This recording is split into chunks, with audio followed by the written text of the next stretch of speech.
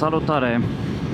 Știu că n-am mai postat de mult, dar am zis că dacă tot începe nou sezon de scooter, să reîncep și eu postările. Am și foarte multe noutăți. Anul ăsta planul meu e să convertesc un Ford Transit, un van, într-un camper mai pe buget, așa. Nici foarte ieftin, dar nu o să fie nici foarte scump. Totodată încerc să fac conversia cât mai modulară. O să vreau în orice moment, în maxim jumătate de oră, să golesc camperul, să zic, și să devină înapoi tubiță pentru a căra diverse lucruri. Nu știm niciodată ce rezervă viitorul. Astăzi am o zi un pic mai plină, am destul de multe drumuri, inclusiv să ajung să iau dosarul pentru camper. Mai trebuie rezolvate mici chestii ca să pot să obțin numerele de înmatriculare. Rarul a fost făcut, a costat vreo 850 de lei, ceva de genul. Și a ieșit ciful, totul este în regulă. Mașina este într-o stare foarte bună. Într-un clip viitor am să vă prezint și ce am făcut mașinii pe partea de, să-i spun, mecanică, chiar dacă e mult spus, înainte de a începe transformarea. Teoretic, când vedeți acest clip, eu am început deja transformarea, probabil este gata izolația, dar o să vină clipuri separate cu treaba asta. După cum vedeți, încerc și o filmare multicam. Avansăm și noi un pic și folosesc un DJI Osmo 4 pe cască, ăsta care e pe cască, iar în fața mea, probabil și vedeți, un DJI Nano. Mă tot gândesc dacă să schimb și drona. Eu am un DJI 2 SE și mă tot gândesc dacă să o schimb cu Neo sau cum o cheamă. Acea dronă mică, ușoară, care te și urmărește. Cred că ar fi mult mai utilă decât ce am acum. Bun, a fost un intro destul de lung, așa că ne auzim un pic mai târziu, sau dacă este ceva interesant pe drum, sau mi-aduc aminte. Chiar dacă e soare afară, am forțat un pic și mi-am luat mănușile de vară. Cred că era bine să le iau totuși pe alea de iarnă. M-am îmbrăcat destul de bine, dar încă se simte. Sunt numai vreo 8-9 grade afară. Nu știu ce a fost în capul meu. Și uitați, sunt curios cât câștigi per total ca timp când faci o depășire de genul ăsta, care te poate lăsa și fără permis. Poți să iei și un pieton pe sus. Nu știu, am senzația că oamenii nu judecă.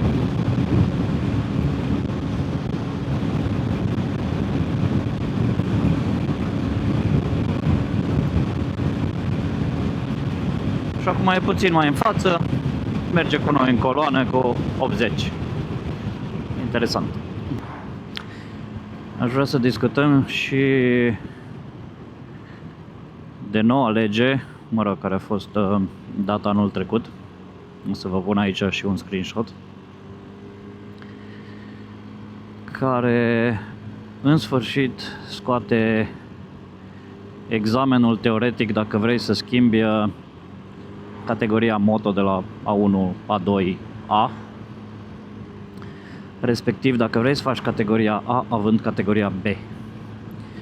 Nu știu, întotdeauna m-am întrebat ce sens are acel examen teoretic din moment ce ai permis, adică se presupune că cunoști legislația, cunoști reguli de circulație și așa mai departe, nu? Înțeleg că pentru categoriile C, C plus E și așa mai departe sunt chestii suplimentare pe care trebuie să le înveți, dar și acolo, din punctul meu de vedere, ar trebui dat examenul teoretic strict pe acele diferențe. E ca și cum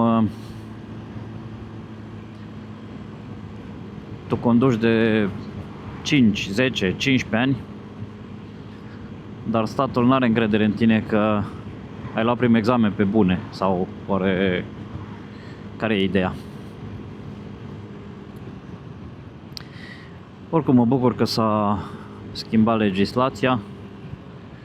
Sper să văd tot mai multă lume pe două roți, că-i scooter, că-i motocicletă, că-i bicicletă, de ce nu? Important e să ieșim pe două roți. E mai fun. Și mai ales dacă locuiești în oraș, este și mult mai ușor cu traficul, cu parcările, cu absolut orice. Apropo de oraș, acum suntem în orașul Curtici, mare oraș. Mă gândesc foarte serios să încep să fac o serie plimbându-mă prin orașele astea mai mult cu denumirea decât cu facilitățile unui oraș. Și sunt foarte curios dacă ar fi cineva interesat de așa ceva.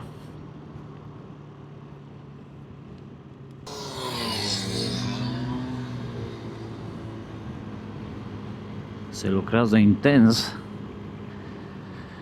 de fiecare dată după iarnă. Răsar gropile. Nu știu cum se reușește lucrul ăsta, dar se reușește.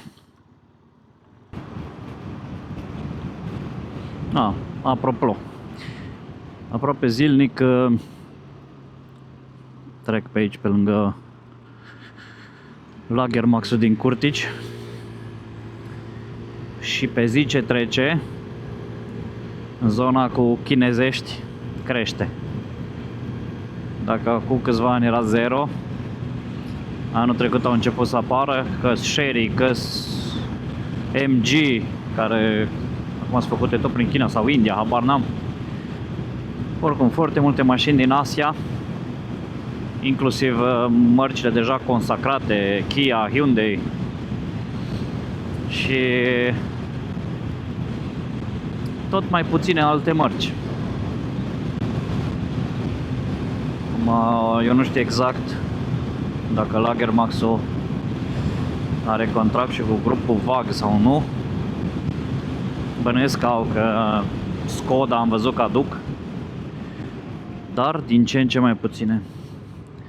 Dar în rest nu văd Volkswagen-uri în parcare decât foarte puține. Aici în zona asta chiar sunt o parte din ele.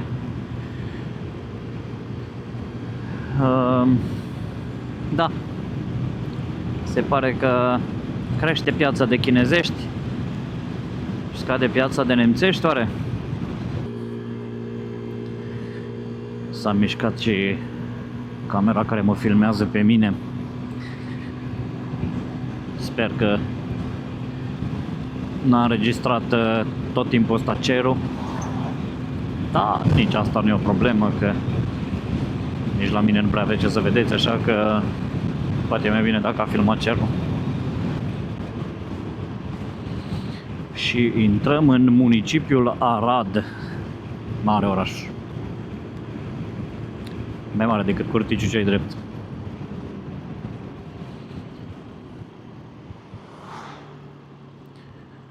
Într-un fel mă bucur că intru în oraș, că nu o să mă mai țuguie vântul așa de tare. În caz că nu știu ce, să te țuguie vântul, îi să te bate vântul, să te tragă vântul.